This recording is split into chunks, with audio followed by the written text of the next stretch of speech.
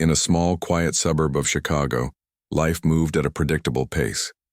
The streets were lined with trees that swayed gently in the breeze, and families went about their days without much drama. It was here, in this seemingly ordinary place, that 17-year-old Maya Johnson lived with her parents and younger brother Ethan. To anyone who knew her, Maya seemed like the kind of girl who had everything going for her. She was smart, always topping her class, and she loved to draw, her sketchbooks filled with intricate designs and vivid colors. Her dream was to become a lawyer someday, someone who could stand up for people who couldn't defend themselves. But Maya's world came crashing down one chilly November evening, when an unthinkable event turned her life upside down.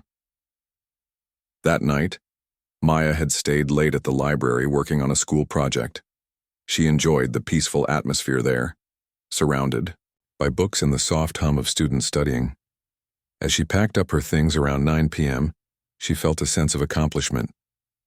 Wrapping her scarf tightly around her neck, she stepped out into the cold air and began walking home. The streets were mostly empty, save for the occasional car passing by. Maya didn't think twice about being out alone. After all, she'd walked this route countless times before. Little did she know trouble was lurking just around the corner. As Maya turned onto Maple Street, 2 police cars suddenly screeched to a halt beside her, their flashing blue and red lights cutting through the darkness. Startled, she froze in place as 4 officers stepped out of the vehicles, their expressions stern and unyielding. One of them, a tall man with a thick mustache, approached her aggressively. "Where'd you get that bag?" he barked, pointing at the designer purse slung over her shoulder. Maya blinked in confusion, clutching the strap instinctively. "This is my mom's," she replied calmly. "She got it as a gift from my dad." The officer didn't seem convinced. He exchanged a glance with his partner, a shorter man with sharp eyes, before turning back to Maya. "Don't lie to us," he snapped. "We've received reports of a stolen bag matching this description. You're coming with us." Before Maya could protest, another officer grabbed her arm roughly and shoved her toward the patrol car. Panic bubbled inside her chest as she tried to explain herself again, but her words fell on deaf ears. Within minutes, she found herself sitting in the back seat of the police car, her heart pounding wildly as tears streamed down her face. At the station, Maya was led into a cold, sterile room where she was questioned relentlessly. Despite her insistence that she hadn't done anything wrong, the officers refused to listen. They accused her of lying, claiming they had evidence linking her to the theft. When she asked what evidence, they smirked and produced a receipt supposedly showing the bag had been purchased recently, but not by her mother. Maya realized then that something was terribly wrong. This wasn't just a misunderstanding. Someone had deliberately set her up. Yet no matter how hard she tried to convince them of her innocence, they dismissed her protests as excuses. Hours passed, and Maya grew more exhausted and frightened. She wondered why this was happening to her. Was it because she was black? Did these officers assume she was guilty simply based on the color of her skin?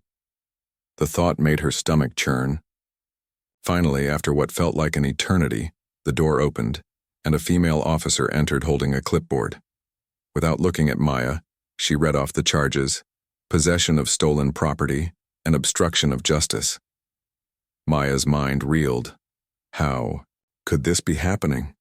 She hadn't stolen anything, and yet here she was being treated like a criminal. Back at home, Maya's parents were frantic. Her mother, Lisa, paced the living room, wringing her hands while trying to hold back tears. Why would they arrest her? She kept asking aloud, though no one could answer. Her father, James Johnson, sat silently on the couch, his jaw clenched so tightly that a muscle twitched in his cheek. On the surface, James appeared calm, almost detached, but inside, he was seething. Anyone who crossed his family soon learned that James wasn't a man to be trifled with. What most people didn't know, however, was that James wasn't just any ordinary father.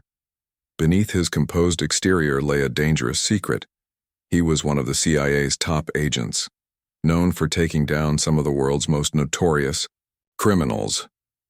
When James finally spoke, his voice was low and steady, but there was an edge to it that sent shivers down Lisa's spine. "I'll handle this," he said simply, And though Lisa wanted to argue, to demand answers or reassurance, she knew better than to question him. James had always been protective of his family, especially his children. If anyone dared harm them, they would regret it, for life. With a determined glint in his eye, James grabbed his coat and headed out the door, leaving behind only the faint scent of cologne and the promise of vengeance. As the hours ticked by, Maya remained locked in a dimly lit cell, her thoughts spiraling into despair. She replayed the events of the night over and over in her head, searching for something, anything that might have triggered this nightmare. But nothing made sense. She had never met those officers before, nor had she ever been in trouble with the law. Why would they target her? Was it racism, corruption, or something else entirely? Each possibility weighed heavily on her shoulders, making it harder to breathe. All she could do now was wait, and hope that her father would find a way to save her. Meanwhile, James wasted no time getting to work. Using his extensive network of contacts within both domestic and international intelligence communities, he started digging into the case. His first step was to obtain copies of the police report filed against Maya. What he found shocked even him. Not only were the details sketchy and inconsistent, but the supposed evidence linking Maya to the crime seemed fabricated. Someone had gone to great lengths to frame her, and James intended to find out who and why. His investigation led him to uncover disturbing truths about the local police department. For years, rumors had circulated about a faction of corrupt officers involved in illegal activities, ranging from bribery to planting evidence. These rogue cops often targeted vulnerable individuals, particularly minorities, knowing they were less likely to fight back or receive fair treatment in court. Could Maya have fallen victim to their schemes? James suspected so, but he needed concrete proof before making any moves. In the meantime, he vowed to protect his daughter at all costs, even if it meant exposing secrets he'd spent decades keeping hidden. And so, as dawn broke over the horizon, casting a pale light across the city, the stage was set for a battle unlike any other. On one side stood Maya, an innocent teenager fighting for her freedom and dignity. On the other stood forces far greater than she could imagine, forces driven by greed, hatred, and power. But standing between them was James Johnson, a man whose love for his family burned brighter than any danger he faced. Little did anyone know the real fight was only beginning. As the first rays of sunlight filtered through the cracks in the cell window, Maya sat huddled on a cold metal bench, her arms wrapped tightly around herself. The night had been long and sleepless, filled with fear and unanswered questions. Her mind raced with thoughts of what might happen next. Would anyone believe her? Was she going to be convicted for something she didn't do? The weight of uncertainty pressed down on her chest, making it hard to breathe. For the first time in her life, Maya felt utterly powerless. She closed her eyes, trying to steady her breathing, but all she could see were flashes of the officers' faces, cold, unyielding, and determined to make her guilty no matter what. Her thoughts drifted back home, to her parents. Her mother would be worried sick, pacing the living room floor as tears streamed down her face. And her father. Maya's heart clenched at the thought of him.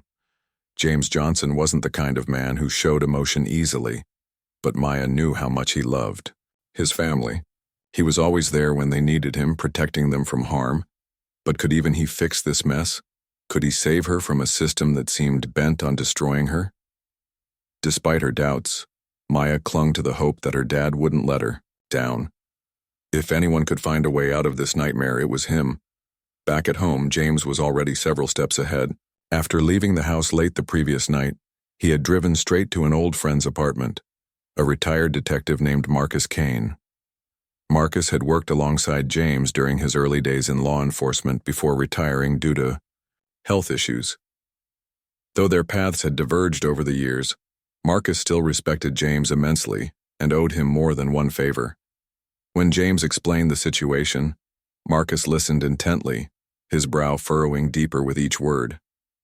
By the time James finished, Marcus leaned back in his chair, exhaling sharply. "This reeks of corruption," Marcus said grimly, rubbing his temples. I've heard rumors about certain cops in that department playing dirty games, framing, people taking bribes, you name it. But I never thought they'd go after someone like Maya." He paused, looking at James with a mix of pity and resolve. "You're gonna need more than just my help if you want to take these guys down." James nodded, his expression unreadable.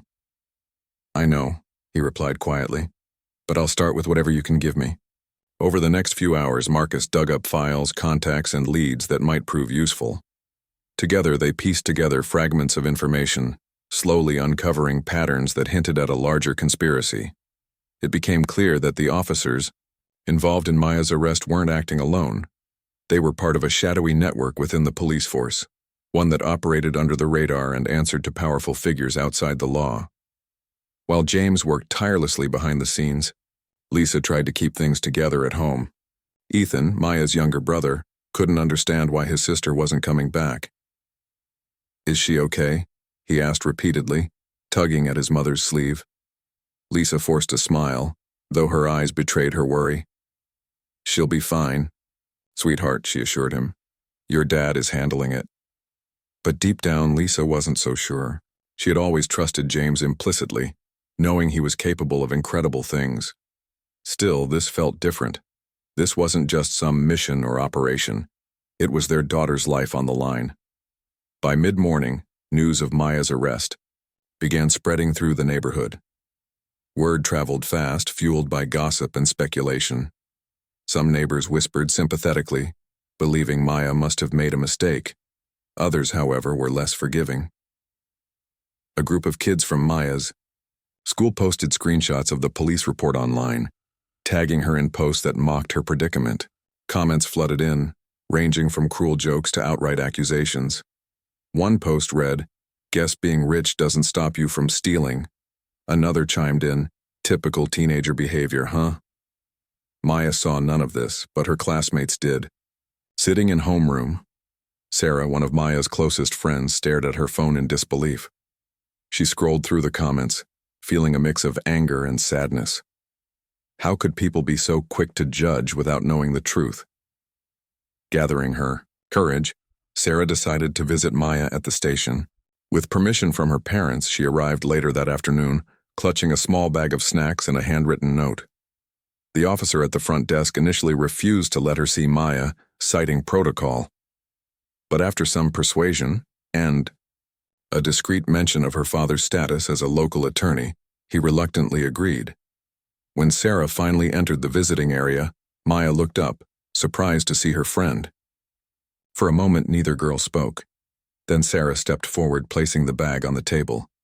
"I brought you some stuff," she said softly. "And I wrote you a letter." Maya hesitated before reaching for the bag, her fingers trembling slightly.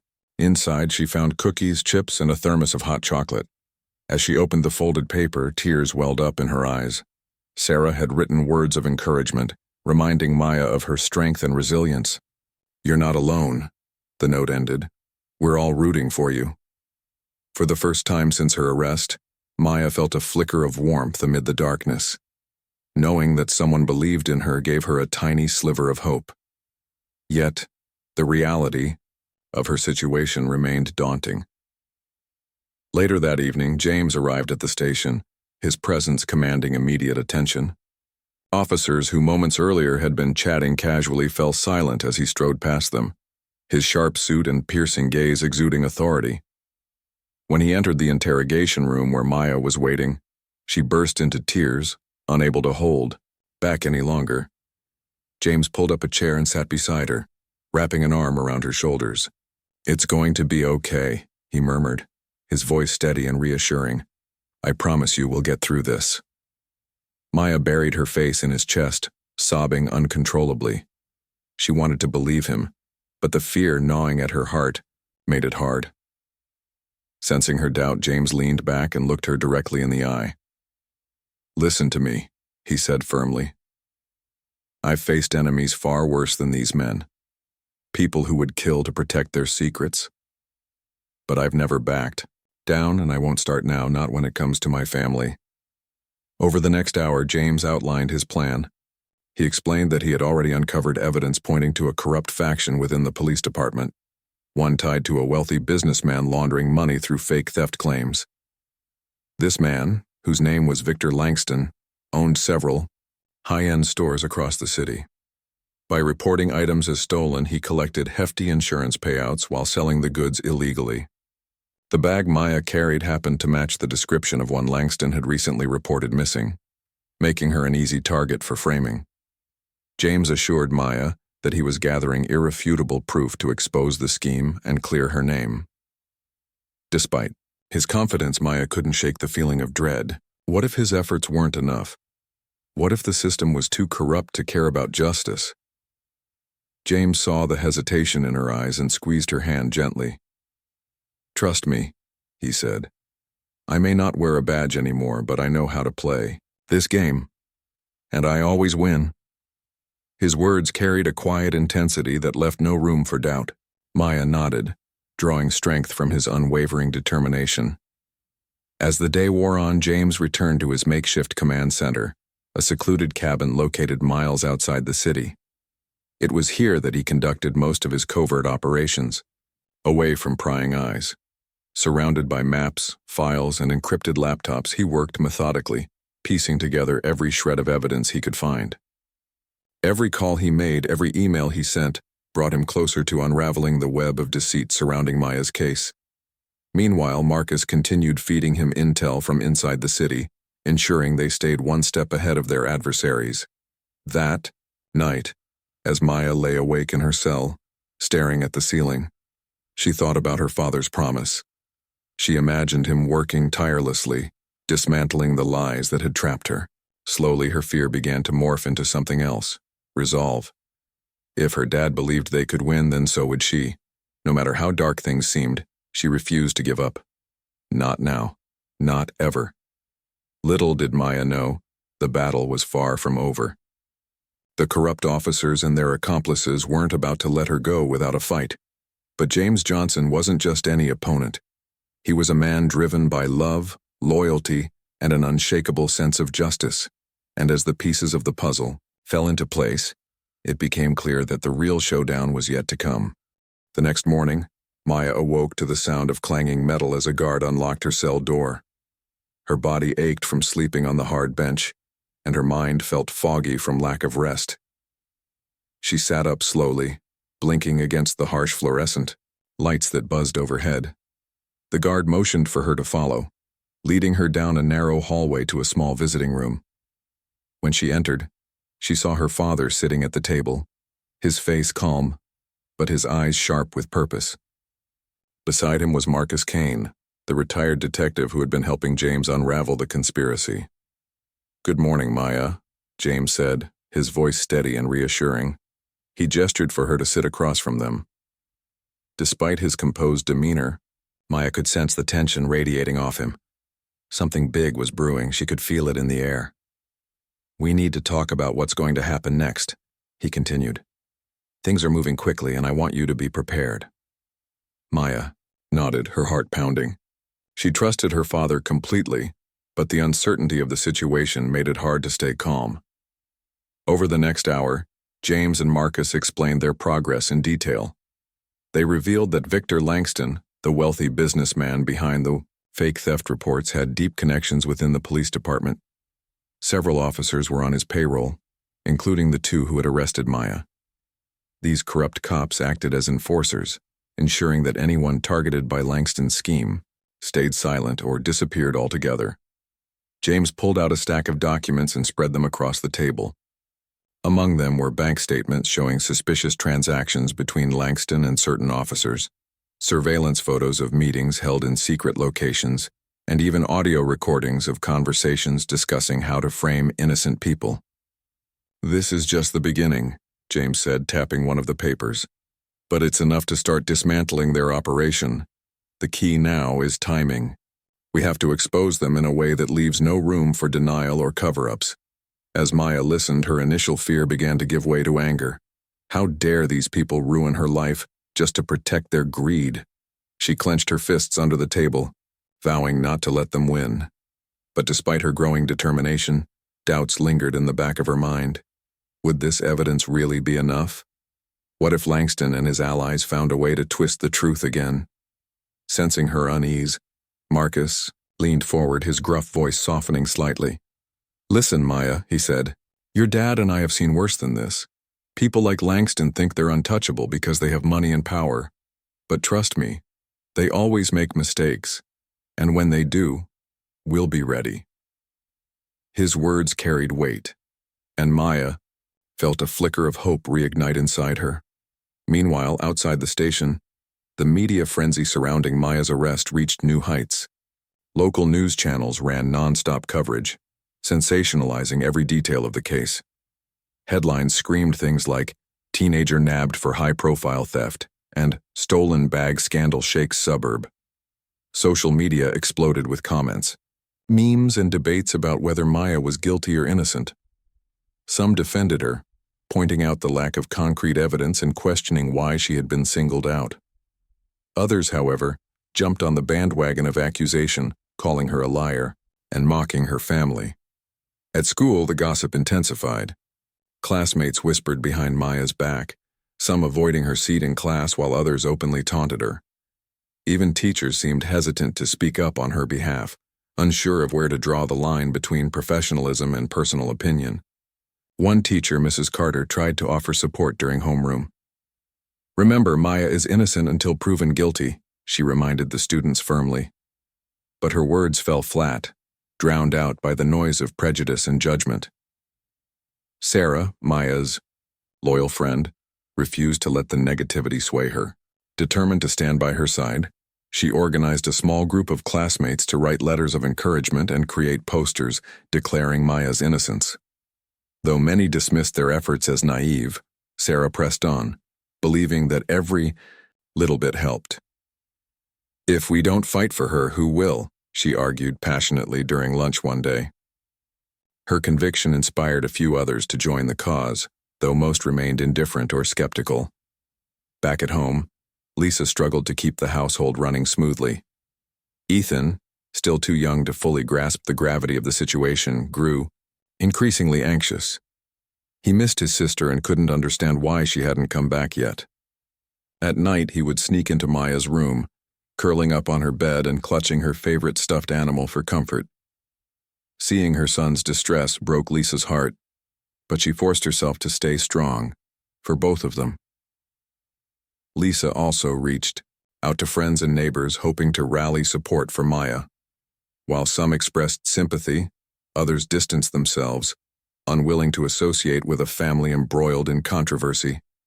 It hurt, but Lisa didn't dwell on it. Instead, she focused on staying positive and praying for justice. Every evening, she lit candles in Maya's name, whispering prayers for strength and guidance. While the world outside spun with chaos, James worked tirelessly to turn the tide. Using his extensive network of contacts, he leaked carefully curated pieces of information to journalists known for exposing corruption. One such journalist, Rachel Bennett, had built her career uncovering scandals involving powerful figures. When James approached her with the evidence against Langston, she immediately recognized its potential impact. "This is huge," she said, scanning the documents. "If we play our cards right, this could blow everything wide open." Rachel agreed to publish a series of investigative articles detailing Langston's illegal activities and the role of corrupt officers in framing innocent individuals. To ensure maximum exposure, she coordinated with other reporters and activists, creating a domino effect that pressured authorities to take action. Public outrage grew as more details emerged, forcing the police chief to launch an internal investigation into the allegations. Simultaneously, James arranged for hidden cameras to capture incriminating conversations between Langston and his accomplices. Posing as a potential business partner, Marcus infiltrated one of Langston's secret meetings wearing a discreet recording device. The footage captured damning exchanges, including explicit instructions to frame Maya and warnings about covering their tracks. With this evidence in hand, James knew they had struck gold, but he also knew they had to act fast. One evening, as Maya sat alone in her cell, she received another visitor. This time, it was her mother, Lisa, accompanied by a lawyer named Mr. Thompson. A close friend of James, Mr. Thompson specialized in criminal defense and had agreed to represent Maya pro bono. His presence brought a glimmer of hope, though Maya couldn't help feeling overwhelmed by the complexity of the case. "Don't worry, sweetheart," Lisa said, hugging Maya tightly. "We're doing everything we can to bring you home." Mr. Thompson nodded, laying out his strategy for clearing her name. He explained that the mounting public pressure and newly uncovered evidence would work in their favor, but cautioned that the road ahead would still be challenging.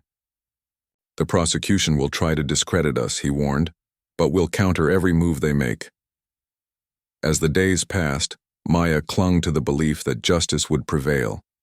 Her father's relentless pursuit of the truth gave her courage, and her mother's unwavering love provided solace. Even Sarah's steadfast friendship reminded her that she wasn't alone.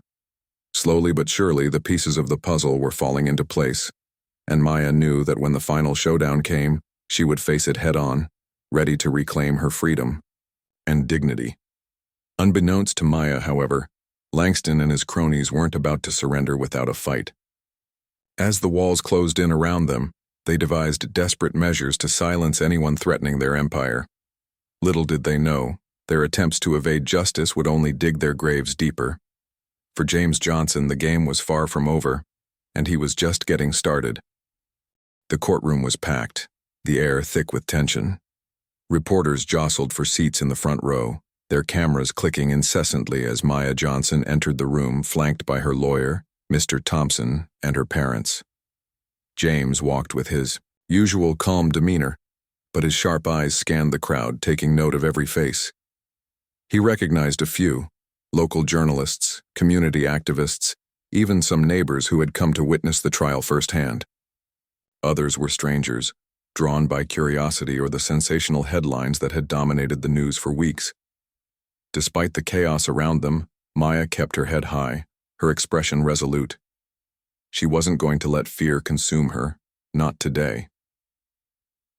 The raw prosecution's case began with an opening statement designed to paint Maya as a cunning thief who thought she could outsmart the system. The lead prosecutor, a tall man with slicked-back hair and an oily smile, paced dramatically in front of the jury box. "Ladies and gentlemen," he began, his voice dripping with theatrics, "this is not just about a stolen bag. It's about trust. Trust in our institutions, in our laws, and in the people we believe are innocent until proven guilty."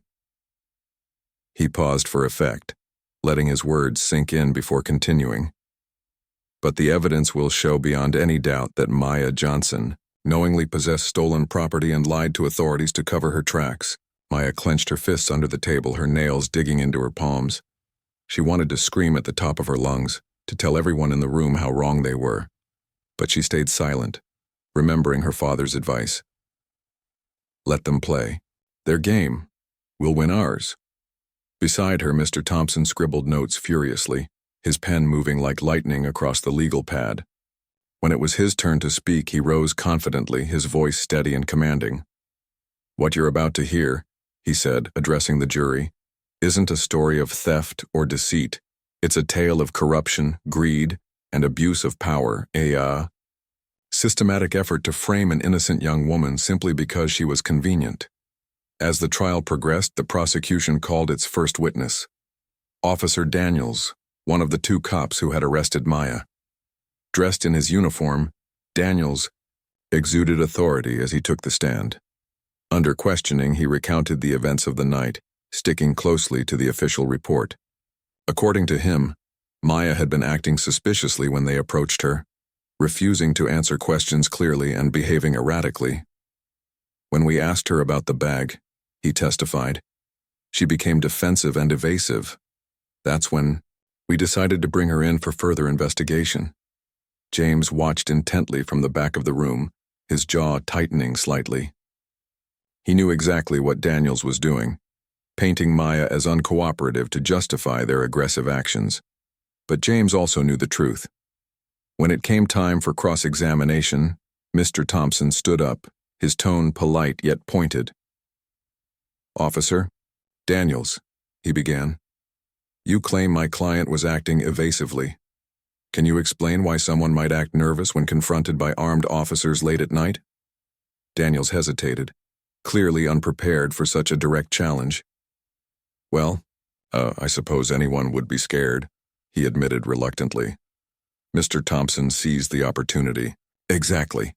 Scared and human. Now let's talk about this so-called evidence linking my client to the theft. You mentioned finding a receipt in her possession, correct? Daniels nodded. Yes, sir. It matched the description of the stolen item. Mr. Thompson held up a copy of the receipt, which James had meticulously analyzed during his investigation. Isn't it true, he pressed, that this receipt doesn't actually prove ownership? In fact, couldn't it have been planted there to incriminate her?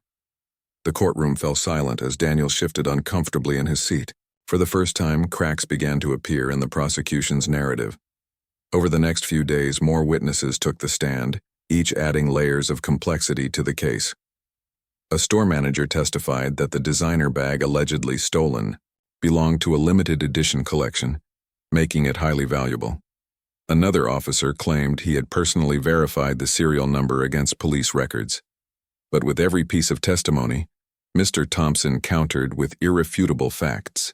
Uncovered by James and Marcus, they presented surveillance footage showing Langston meeting with corrupt cops, audio recordings detailing plans to frame Maya, and financial documents proving illegal transactions between Langston and key players in the conspiracy. One particularly dramatic moment came when Rachel Bennett, the investigative journalist, took the stand. Armed with her published articles and supporting evidence, she laid bare the extent of Langston's illegal activities. Victor Langston has been exploiting the insurance system for years, she explained, her voice firm and unwavering. He reports items as stolen, collects payouts, then sells those same items on the black market. Innocent people like Maya Johnson are framed to eliminate loose ends. The impact of her testimony rippled through the courtroom, leaving jurors visibly shaken. Throughout the trial, Victor Langston himself remained conspicuously absent. His lawyers argued that he had no direct involvement in Maya's arrest and therefore shouldn't be implicated. However, James ensured that Langston's name stayed firmly in the spotlight. Every piece of evidence tied back to him, exposing not only his crimes but also the web of corruption surrounding him. By the time the defense rested its case, the prosecution's arguments seemed weak and disjointed, unable to withstand the weight of truth crashing down upon them. Outside the courthouse, public opinion continued to shift. What had started as a media circus fueled by prejudice transformed into a rallying cry for justice. Activists organized protests demanding accountability from law enforcement, while social media campaigns amplified calls for reform. Even some of Maya's classmates, initially swayed by rumors, began to question what they'd heard. Sarah played a pivotal role in this change, distributing flyers and organizing meetings to educate others about systemic racism and corruption within the justice system. Her efforts inspired a small but growing movement among students, reminding Maya that she wasn't fighting alone. Inside the courtroom, however, the battle raged on. As closing arguments approached, both sides prepared for their final push. The prosecution doubled down on its claims, urging the jury to focus solely on the alleged theft and ignore the broader context. This isn't about politics or conspiracies, the lead prosecutor insisted. It's about whether Maya Johnson committed a crime, and the evidence shows she did. But Mr. Thompson delivered a masterclass in persuasion, weaving together every shred of proof into a compelling narrative of innocence betrayed by greed and hatred. "Ladies and gentlemen of the jury," he said, his voice resonating through the room. "What you've seen here isn't just a miscarriage of justice, it's a reflection of a broken system. A system that allows men like Victor Langston to exploit loopholes and manipulate the law for personal gain. A system that targets vulnerable individuals based on the color of their skin, assuming guilt without evidence. My client, Maya Johnson, is a victim of that system. She didn't steal anything. She didn't lie. She was framed, set up by powerful people who thought they could get away with it." As Mr. Thompson concluded, the courtroom erupted into murmurs.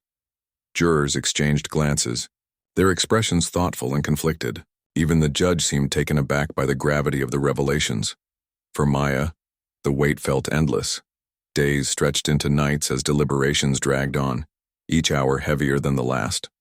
Finally, after 3 agonizing days, the jury returned with a verdict. The foreman stood, his voice trembling slightly as he read the decision aloud. "We find the defendant, Maya Johnson, not guilty on all charges." Gasps filled the room as tears streamed down Lisa's face. Ethan leapt to his feet, cheering loudly despite the stern looks from court officials. James remained seated, relief washing over him like a tidal wave. Beside him, Maya sat frozen, barely able to process the words. She turned to look at her father, who gave her a small, proud smile. It was over. She was free. But James knew the fight wasn't truly finished. While Maya had been vindicated, the rot infecting the police department and Langston's empire ran deep. As the family left the courthouse amidst cheers and applause, reporters shouting questions, James pulled out his phone and sent a single text message. Phase 2 begins now. Somewhere far away, Marcus received the message and nodded grimly. Justice for Maya was only the beginning. The real reckoning was yet to come. The verdict was a moment of triumph for Maya and her family. But James knew the victory was only partial. The courtroom may have cleared Maya's name, but the larger web of corruption remained intact. Victor Langston and his accomplices were still out there, protected by their wealth, influence, and connections. To James, this wasn't just about his daughter anymore. It was about dismantling an entire system designed to exploit and oppress. As he stood outside the courthouse with Lisa and Ethan watching reporters swarm around them, James felt a surge of determination. The fight was far from over. That evening, back at their home, the Johnson family gathered in the living room. While Lisa prepared dinner and Ethan played quietly with his toys, Maya sat on the couch staring blankly at the floor. She should have been ecstatic. She had been declared innocent, free to return to her normal life. But instead, she felt hollow. The trial had taken a toll on her emotionally, leaving scars that wouldn't heal easily. Friends she thought she could trust had turned their backs on her. Classmates had mocked her relentlessly, and even some teachers had doubted her innocence. It was as if the world saw her differently now, tainted by the accusations despite being proven not guilty. James noticed the sadness in her eyes and sat beside her, placing a comforting hand on her shoulder. "You did good today," he said softly. "But I know it's not easy. People can be cruel when they don't understand things fully." Maya nodded slowly, tears welling up in her eyes. "Why does it feel like nothing will ever be the same?" she whispered. James sighed, pulling her closer. "Because you've seen a side of life most people never do, the ugly truth behind power and greed. But here's the thing. You survived it. And because of what happened, you're stronger than you realize." Maya looked at him, searching for reassurance in his steady gaze. "What happens next?" she asked hesitantly. James smiled faintly. "Next, we make sure no one else has to go through what you did. We take down Langston and everyone involved in this mess. For good." While the Johnsons processed the aftermath of the trial, chaos erupted elsewhere. Word of the jury's decision reached Victor Langston quickly, sending shockwaves through his operation. Sitting in his lavish penthouse office, Langston slammed his fist against the desk, shattering a glass of whiskey. "How could this happen?" he roared, his face red with fury. Around him, his closest associates shifted uncomfortably, avoiding eye contact. They all knew what the verdict meant. Not only had Maya walked free, but the public scrutiny surrounding the case had exposed cracks in their carefully constructed facade. Langston paced the room, muttering curses under his breath. He had spent years building his empire, using fake theft reports and corrupt cops to launder millions of dollars. Now, thanks to the efforts of one determined father, everything was unraveling before his eyes. Worse still, the media coverage had drawn attention from federal agencies, including the FBI and IRS, who were already sniffing around for evidence of tax fraud and organized crime. If something wasn't done soon, Langston risked losing everything, including his freedom. Desperate to regain control, Langston called an emergency meeting with his inner circle, including the corrupt officers implicated in framing Maya. They convened late that night in a secluded warehouse on the outskirts of town, away from prying eyes. The atmosphere was tense, with tempers flaring as blame was passed around like a hot potato. One officer accused another of botching the arrest. Another blamed Langston for involving them in such a risky scheme. Through it all, Langston tried to maintain order, barking orders and threats to keep everyone in line. "We need to clean this up," Langston growled, pacing back and forth. "Find out who leaked the information to the press, track down everyone involved in exposing us, and silence them permanently if necessary." His words sent chills down the spines of those present, but no one dared argue. They knew what silence meant in Langston's vocabulary.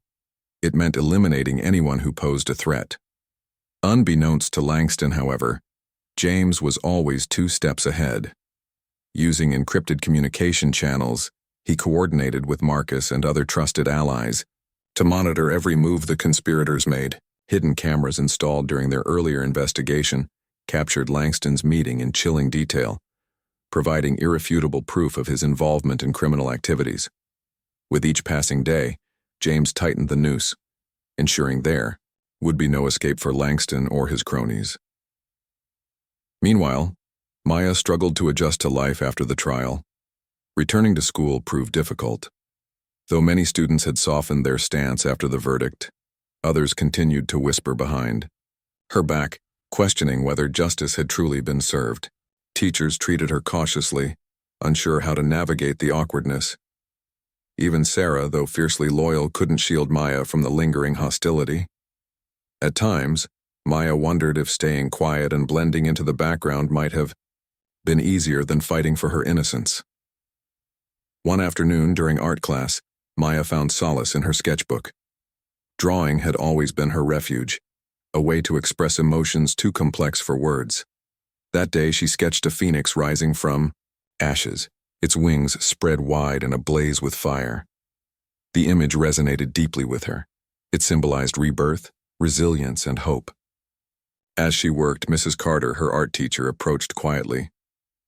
"That's beautiful, Maya," she said, her voice gentle. "It feels powerful." Maya looked up, surprised by the compliment. "Thanks," she murmured. "I guess I needed something to remind me that I'm still standing." Mrs. Carter nodded knowingly. "You've been through a lot, but don't let bitterness consume you. Use this experience to fuel your passion, for art, for justice, for whatever matters most to you." Her words struck a chord. Maya realized she didn't want to forget what had happened. Not the pain, not the injustice, not the lessons learned. Instead, she wanted to channel it into something meaningful. Over the next few weeks, she began working on a project inspired by her ordeal. She created a series of drawings depicting themes of inequality, systemic racism, and resilience. Each piece told a story, capturing raw emotion and sparking conversations among viewers. When she finally unveiled the collection at a local gallery months later, it received widespread acclaim, drawing attention to issues often ignored by mainstream society. Back in the shadows, James orchestrated the final phase of his plan. Armed with damning evidence collected over months of investigation, he contacted key figures within federal law enforcement. Agents from the FBI and CIA descended upon Langston's operations like a storm, raiding warehouses, seizing financial records, and arresting corrupt officers.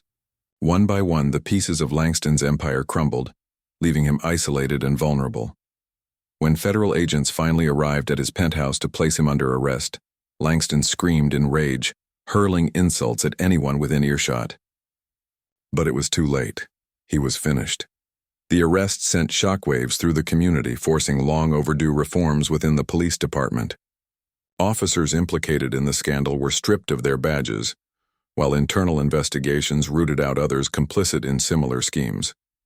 Public outrage spurred lawmakers to introduce legislation aimed at increasing transparency and accountability in law enforcement.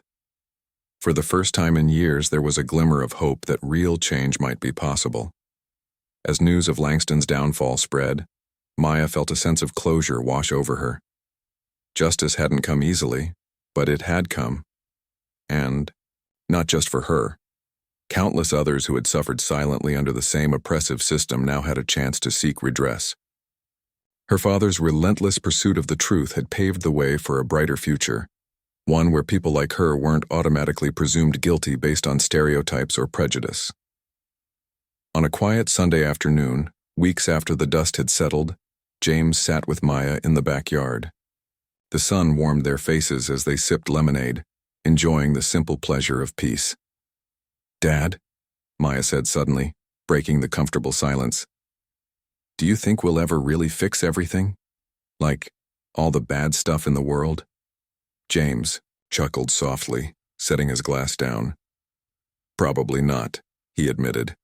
"There will always be people who try to abuse power or hurt others for their own gain, but that doesn't mean we stop fighting. Every battle won brings us closer to a better tomorrow, even if it's just a little bit at a time." Maya smiled, feeling a renewed sense of purpose. She didn't know what challenges lay ahead, but she knew one thing for certain. She was ready to face them head-on, armed with courage, love, and the unshakable belief that justice, though hard-fought, was worth every struggle. Months had passed since the trial, and life for Maya Johnson began to settle into a new rhythm. The scars of her ordeal remained, some visible, others buried deep within, but they no longer defined her. Instead, she carried them as reminders of resilience, strength, and the power of standing up against injustice. Her art project, titled Phoenix Rising, had gained national attention, earning praise from critics and activists alike. Galleries across the country invited her to exhibit her work, and schools requested her to speak about her experiences. At first, Maya hesitated, unsure if she was ready to relive the pain publicly. But with encouragement from her family, and especially her father, she embraced the opportunity to share her story. Each speech Maya gave became more than just a recounting of events. It evolved into a call for action. Standing in front of classrooms, community centers, or auditoriums packed with strangers, Maya spoke passionately about systemic racism, corruption, and the importance of believing survivors. "What happened to me wasn't unique," she often said, her voice steady despite the weight of her words. "It happens every day, to people who don't have families like mine, who don't have someone fighting for them. My freedom came at a cost, but it also taught me something. Silence is complicity. If we see something wrong, we can't stay quiet. We have to speak out." Her message resonated deeply, inspiring many to take steps toward change. Students started organizing discussions about racial bias in their schools. Teachers revised curriculums to include lessons on social justice. Even local leaders took notice, vowing to address inequalities within their communities. For Maya, seeing the impact of her advocacy filled her with a sense of purpose she hadn't felt before. Art, once her personal escape, had become a tool for transformation, a way to turn pain into progress. Meanwhile, James Johnson continued his mission behind the scenes. Though Langston and his accomplices were behind bars, James knew that dismantling one corrupt network wouldn't solve everything. Corruption was like a hydra, cut off one head, and two more would grow unless the root was destroyed. Determined to prevent future injustices, he collaborated with federal agencies to implement stricter oversight measures within law enforcement. He pushed for mandatory training programs addressing implicit bias and accountability, ensuring officers understood the consequences of abusing their power. James also worked closely with lawmakers to draft legislation aimed at protecting vulnerable individuals from being targeted by corrupt systems. One bill, nicknamed the Maya Act by supporters, sought to create independent review boards responsible for investigating misconduct allegations against police officers. Another initiative focused on providing legal resources for low-income families facing similar situations. These efforts weren't flashy or headline-grabbing, but they represented meaningful progress, the kind James believed could truly make a difference. Back home, Lisa watched her husband and daughter with pride. She saw how much they had grown. Through adversity, each emerging stronger and more determined than ever. Yet she couldn't help worrying about the toll their battles had taken. James rarely slept through the night anymore, haunted by memories of cases past and present. Maya, too, still struggled with moments of self-doubt, wondering if she'd ever fully regain the innocence stolen from her. But Lisa refused to let fear overshadow hope. Every morning she reminded herself and her family that healing was a process, not an endpoint. Ethan, now older and more aware of what had happened, looked up to his sister with admiration. To him, Maya wasn't just his big sister anymore, she was a hero. He begged her to teach him how to draw so he could create his own superhero comics. Laughing, Maya obliged, spending hours sketching alongside him. Their bond grew stronger, with each passing day, a testament to the enduring strength of family ties. As spring turned to summer, the Johnson household buzzed with activity. Maya prepared for her final year of high school, balancing academics with her growing role as an advocate. James returned to his duties at the CIA, though he remained vigilant, keeping tabs on any signs of lingering corruption. Lisa threw herself into volunteering, mentoring young women in the neighborhood and helping them navigate challenges both big and small. And Ethan? Well, he proudly showed off his latest comic strip to anyone willing to listen, declaring, "One day I'm gonna be just like my dad." The media continued to follow Maya's journey, though the coverage shifted from sensationalism to celebration. Articles highlighted her achievements, interviews showcased her determination, and awards poured in recognizing her contributions to social justice. But Maya never lost sight of why she started. Fame wasn't her goal. Making a difference was. When reporters asked her what advice she had for others facing similar struggles, she always gave the same answer. Believe in yourself, even when no one else does. And surround yourself with people who lift you up, not tear you down. By the end of the summer, Maya received an invitation that brought tears to her eyes. A prestigious university offered her a full scholarship to study law, citing her commitment to justice and her potential to effect real change. Holding the acceptance letter in trembling hands, she ran to find her father. "Dad," she called, bursting into his office. "I got in. I actually got in." James stood, his face breaking into a rare smile. "I told you, you're unstoppable," he said, pulling her into a tight hug. For a moment, neither spoke, content to simply savor the joy of the moment. Then James stepped back, his expression turning serious. "This is just the beginning, Maya. You'll face challenges, setbacks, maybe even moments where you feel like giving up. But remember this. You've already proven you can overcome anything. Keep fighting. For yourself, for others, for the world you want to see." Graduation day arrived sooner than anyone expected. Dressed in her cap and gown, Maya stood among her classmates, feeling a mix of excitement and nostalgia. As valedictorian, she delivered a speech that left the audience in awe. "We enter this world with dreams bigger than ourselves," she began, her voice echoing through the crowded auditorium. "But somewhere along the way, life tests us. It knocks us down, makes us question who we are and what we stand for. Yet, here we are today, still standing, still dreaming. Why? Because we refuse to give up. Because we know our voices matter, our actions count, and our futures depend on the choices we make." When she finished, thunderous applause erupted, filling the room with energy. James and Lisa wiped away tears, beaming with pride as Ethan cheered wildly from his seat. Afterward, during the reception, friends and teachers approached Maya to congratulate her. Many apologized for doubting her during the darkest days of her ordeal, expressing regret for not standing by her side sooner. Maya accepted their apologies, graciously, choosing forgiveness over bitterness. "It's okay," she told them. "What matters is that we learn from our mistakes and move forward together." That evening, as the sun dipped below the horizon, the Johnson family gathered in their backyard for a quiet celebration. Fireflies danced around them, casting a soft glow over the scene. Maya sat cross-legged on the grass, sketchbook in hand, while Ethan chased after the glowing insects with laughter ringing out. Lisa served slices of homemade cake, and James leaned back in his chair, watching his family with a contented smile. "You know, Maya said suddenly, breaking the peaceful silence. I used to think justice meant punishing the bad guys, but now I realize it's about building a better world, one where everyone has a fair chance regardless of their background or circumstances. James nodded thoughtfully. Justice isn't perfect, and it doesn't come easily. But it's worth fighting for, always. Maya smiled, closing her sketchbook. Then I guess I'll keep fighting for as long as it takes. And with that, the Johnsons raised their glasses in a toast, to resilience, to hope, and to the endless possibilities of tomorrow. Their journey had been long and difficult, marked by pain and triumph alike. But through it all, they had emerged, stronger, united by love and driven by purpose.